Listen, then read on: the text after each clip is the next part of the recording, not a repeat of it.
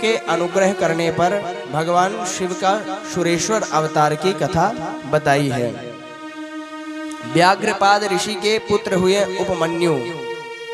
उपमन्यु जब छोटे थे तो अपने मामा के यहाँ रहते। एक बार उपमन्यु ने अपने मामा के घर में थोड़ा सा दूध पी लिया तो उपमन्यु की जो दूध के प्रति लालसा बढ़ गई। बार बार अपने माता से दूध मांगने लगे। उपमन्यु की मां ने आटा घोल करके उपमन्यु को पिला दिया।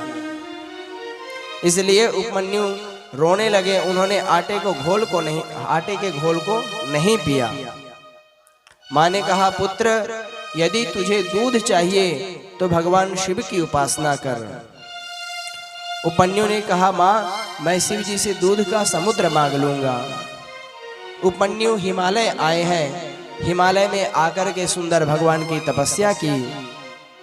उपमन्यु की तपस्या से सारा चराचर प्रज्वलित हो उठा।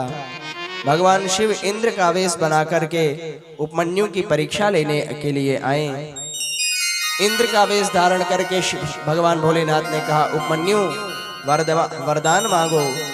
उपमन्यु ने कहा कि शिव भक्ति चाहिए। उपमन्यु ने कहा, इंद्र ने कहा, इंद्र वेशधारी भगवान ने कहा कि तुम मुझे इंद्र को नहीं जानते, मैं त्रिलोक का स्वामी हूँ, तुम मेरे भक्त बन जाओ। भगवान भोलेनाथ की भक्ति में कुछ नहीं रखा है। उपमन्यु ने कहा, हे सुराधम, तुमने मेरे प्रभु की निंदा की, आज मैं तुम्हारे प्राण ले लूंगा और अपने भी प्राण दे दूंगा। ऐसा कहकर के उपमन्यु ने अग्नि उठाई और उसे अघोरास्त्र से अभिमंत्रित करके इंद्र के ऊपर छोड़ दिया और स्वयं को जलाने के लिए अग्नि धारणा कर ली। भगवान शंकर ने उनके अग्नि की धारणा को रोक दिया। नंदी को आदेश दिया और नंदी ने उस अघोर अस्त्र को बीच में ही पकड़ लिया। भगवान शिव ने अपना दिव्य स्वरूप प्रकट करके उपमन्यु को दर्शन दिया और उपमन्यु के हजारों दूध दही और भक्ष्य भोज्य पदार्थों के समुद्र दिखाए हैं।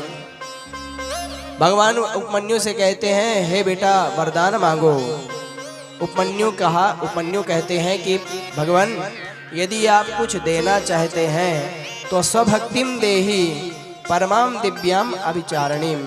भगवान आप मुझे अपनी भक्ति दीजिए, मैं आपकी भक्ति चाहता हूँ। आपकी भक्ति के माध्यम से यह जो माया है यह मुझे व्याप्त नहीं कर पाएगी। प्रभु आप मुझे अपनी भक्ति दीजिए। भगवान ने तथास्तु कहा और भगवान ऐसा कहकर के चले गए। सुंदर जो भी इस उपमन्यु के आख्यान को सुनता है वह सब प्रकार के सुख को भोग कर अंत में सदाशिव के धाम में जाता है। आगे पार्वती जी के मनोभाव की परीक्षा लेने के लिए भगवान शिव ने ब्रह्मचारी स्वरूप धारण किया